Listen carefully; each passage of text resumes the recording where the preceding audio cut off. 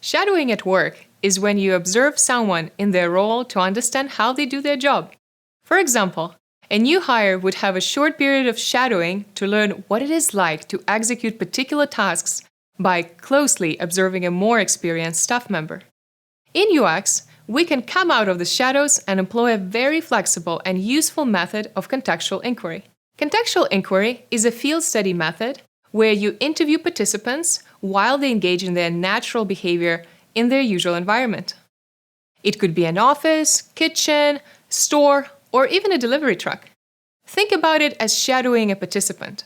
Follow them around, take notes of what's happening, and choose whether to interfere and ask questions on the spot, or wait until the end and ask questions afterward.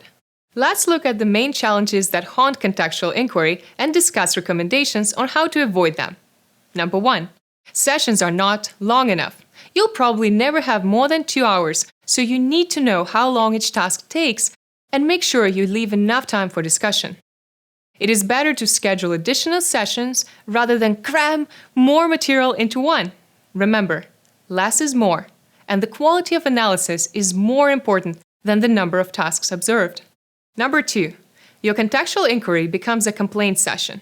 To mitigate this, you need to clarify that the purpose of the session is not to communicate a list of all the problems with the application or service, but to understand the tasks. Number 3, sessions include more than one person. Try to avoid group sessions. There is a temptation to observe more than one person in order to save time, but this method requires your whole attention on one person and their context. On a rare occasion, when 2 people always work as a pair, then you can include them both.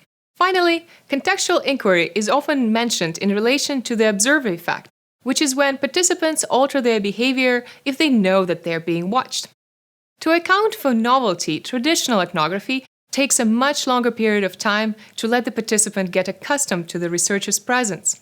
However, you'd be surprised how quickly participants get into their workflow and forget that you are there. It's our responsibility as practitioners to check our biases and make sure sessions are as comfortable for the participant as possible. Come out of the shadows and get started.